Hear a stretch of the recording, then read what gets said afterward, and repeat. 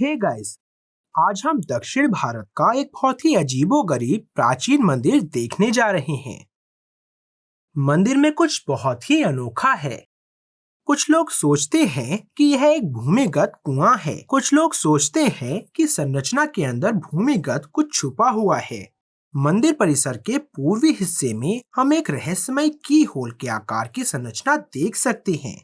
यहाँ एक लंबी आयताकार संरचना है और एक सिरे पर एक वृत्त है। यह काफी हद तक आधुनिक समय के कीहोल जैसा दिखता है। यह संरचना क्या है और वृत्त को धातु के बाड़ से क्यों ढका गया है? जब मैं मंदिर के प्रवेश द्वार की ओर गया तो मेरा प्रारंभिक विचार यह था कि यह संरचना हिंदू मंदिर की तरह बिल्कुल भी नहीं लगती है। यह ग्रेनाइट से बना एक वर्गाकार ढांचा है जिसमें विशिष्ट पिरामिड आकार के टॉवर नहीं हैं। इस जगह के बारे में कुछ अजीब है जिसकी जांच की जानी चाहिए। जब मैंने मंदिर परिसर में प्रवेश किया तो मैंने देखा कि कई बीमार लोग अंदर प्रार्थना कर रहे हैं क्योंकि उनका मानना है कि वे इस मंदिर की ऊर्जा से ठीक हो सकते हैं। जब मैं भूमिगत संरचना की ओर चला तो मुझे यह देखकर आश्चर्य हुआ कि न केवल संरचना के गोलाकार हिस्से पर बाड़ लगाई गई थी बल्कि आयताकार संरचना में एक धातु का गेट भी है और यह भी बंद है।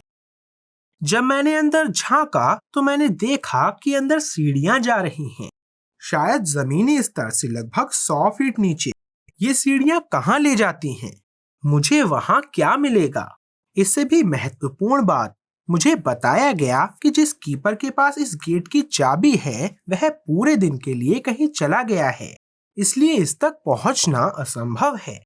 संरचना के अंदर ठोस ग्रेनाइट की सीढ़ियां हैं जो कई सदियों पुरानी हैं। दीवारों को हाल ही में ईंटों और मोर्टार से पुनर्निर्मित किया गया है।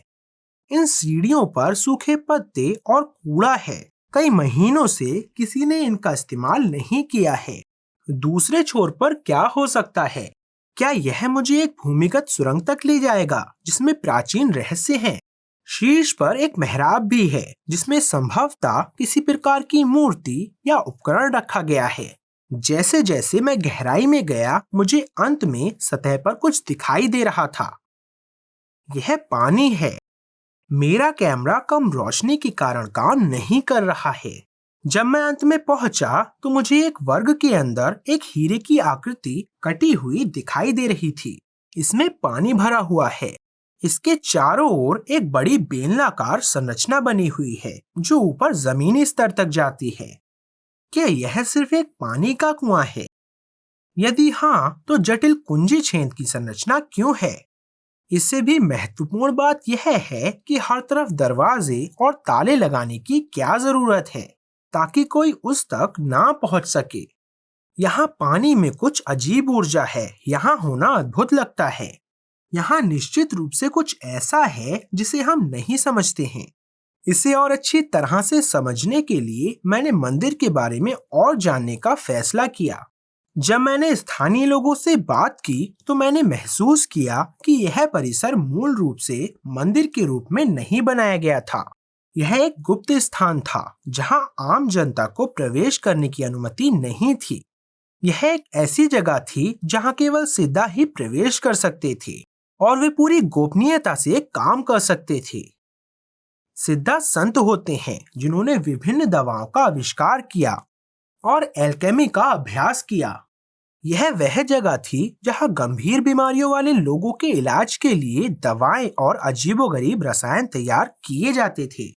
यही कारण है कि इसमें एक हिंदू मंदिर का नियमित रूप नहीं है। केवल पिछले कुछ 100 वर्षों में इस साइट को आम जनता के लिए खोला गया है और इसे एक नियमित मंदिर में बदल दिया गया है। इसे मरुंधेश्वर मंदिर के नाम से जाना जाता है जिसका शाब्दिक अर्थ है दिव्य चिकित्सा का मंदिर। लेकिन इससे भी ज्यादा दिलचस्प कुछ और है। मंदिर में एक ध्वज स्तंभ है जिसके बारे में कहा जाता है कि इससे किसी प्रकार का रहस्यमय विकिरण निकलता है। पोस्ट के आधार पर एक छोटा आयताकार गड्ढा है जो एक प्रकार की धूल से भरा है। यह मिट्टी या धूल औषधि मानी जाती है, एक उपचार करने वाला चूर्ण जो कई रोगों को ठीक कर सकता है। मंदिर के दर्शन करने वाले लोग धूल को घर ले जाते हैं। किसान इस धूल में से कुछ को खेती शुरू करने से पहले लेते हैं और बड़ी और बेहतर पैदावार के लिए अपने खेत में डालते हैं। यह सब आश्चर्यजनक लगता है, लेकिन इस साइट की मिट्टी या धूल जादुई रूप से औषधीय गुणों को कैसे प्राप्त कर सकती है? मेरा मतलब है कि सिद्धों ने यहाँ क्या किया होगा।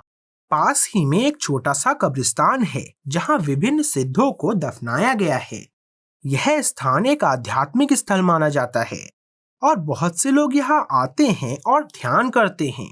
यहाँ कई सिद्ध रह चुके हैं क्योंकि हम यहाँ उनकी कई कब्रों को देख सकते हैं। सिद्धों की शिक्षुता की परंपरा है और उन्हें सिखाया जाता था कि विभिन्न जड़ी बूटियों और रसायनों को मिलाकर विभिन्न कंपाउंड कैसे बनाए जाएं। मूल रूप से सिद्धों ने पानी के ठीक बीच में भूमिगत संरचना के अंदर औषध लिंगम नामक एक बड़ा सिलेंडर रखा था। यह बेलनाकार लिंगम पत्थर से नहीं बना था, बल्कि 9 प्रकार के रसायनों से बना था, जो व्यक्तिगत रूप से सेवन करने पर जहरीले होते हैं, लेकिन जब एक साथ जुड़ जाते हैं तो उनमें उपचार के महान गुण होते हैं। लिंगम बनाने वाले रसायन बहुत धीरे धीरे पानी में घुल जाते हैं, जिससे पानी में उपचार के गुण आ जाते हैं। यही कारण है कि इस पूरे ढांचे को औषध तीर्थम नाम से जाना जाता है, जिसका अर्थ है हीलिंग वाटर।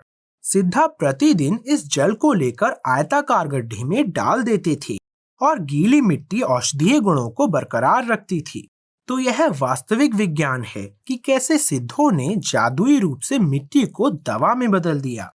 सिद्धा गंभीर रोगियों को भूमिगत कीहोल में ले गए और उन्हें इस पानी से नहलाया। बेशक वर्तमान समय में लिंगम ही लुप्त हो गया है या सदियों से पानी में घुलने के कारण ढह गया है, या लोगों ने इसे व्यक्तिगत लालच के लिए चुरा लिया, यह कोई नहीं जानता। और याद रखें, मैंने शुरू में भूमिगत संरचना के अजीब आकार के बारे में सवाल किया था। इसे कीहोल की तरह क्यों डिजाइन किया गया है? अब हम समझ सकते हैं कि इसे इस तरह क्यों डिजाइन किया गया था। यदि कोई बड़ा सिलेंडर होता जो लिंगम के रूप में कार्य करता था, तो इस पूरे कीहोल आकार को योनि के रूप में डिजाइन किया गया था। हिंदू धर्म में लिंगम के चारों ओर हमेशा एक योनि होती है। ऊपर से अगर आप किसी लिंगम और योनि को देखेंगे तो आपको एक ही आकार दिखाई देगा। यह एक कीहोल जैसा दिखेगा। अंत में इस भूमिगत संरचना को ताला लगाकर क्यों रखा गया है? मेरा मतलब है, अब जब लिंगम चला गया है तो सभी को उस तक पहुंचने की मनाही क्यों है? स्थानीय लोगों का दावा है कि यह पानी जहां बीमार लोगों के लिए दवा का काम करता है, वही स्वस्थ लोगों के लिए खतरनाक भी है। बताया जाता है कि यहाँ का पानी असामान्य रूप से भारी है और इसे पीने से सामान्य लोग वास्तव में बीमार हो जाते हैं। स्थानीय लोगों का कहना है कि बकरियां या गाय इस कुएं में प्रवेश कर सकती हैं और इस पानी को पी सकती हैं और गंभीर बीमारियों का शिकार हो सकती हैं, क्योंकि पानी बहुत भारी है। इस कारण यह चारों तरफ से बंद है। पानी भारी हो रहा है। यह अजीब लगता है, लेकिन जब मैंने इस पर शोध किया तो मुझे कुछ अविश्वसनीय लगा। सामान्य पानी H2O होता है, लेकिन भारी पानी नाम की एक चीज होती है जिसे D2O या ड्यूटेरियम ऑक्साइड भी कहा जाता है। सामान्य हाइड्रोजन परमाणु सिर्फ एक प्रोटॉन और एक इलेक्ट्रॉन से बना होता है, लेकिन भारी पानी में एक न्यूट्रॉन होता है जो उसमें जुड़ जाता है, जिससे यह दोगुना भारी हो जाता है। आज हम प्रयोगशालाओं में भारी पानी का उत्पादन करने में सक्षम हैं, लेकिन अगर आप भारी पानी के प्रभावों को देखें तो आप चौंक जाएंगे, क्योंकि वे हमें वही प्रभाव बता रहे हैं जिसके बारे में यहाँ के स्थानीय लोग बात कर रहे हैं। यदि कोई व्यक्ति स्वस्थ है और वह भारी पानी का सेवन करता है तो वह बीमार हो जाएगा। हालांकि इसके विपरीत भी यही होगा। वैज्ञानिकों ने अब पता लगाया है कि कैंसर जैसी गंभीर बीमारी से पीड़ित लोगों के लिए ड्यूटेरियम का सेवन वास्तव में उन्हें ठीक कर देता है। अगर हम पानी में डुबकी लगाते हैं तो शायद हम और खोज कर सकते हैं। शायद लिंगम अभी भी वहाँ है। देखने के लिए बहुत बहुत धन्यवाद। सब्सक्राइब करना ना भूलें और मैं जल्द ही आपसे बिल्कुल अलग वीडियो में बात करूंगा। बाय।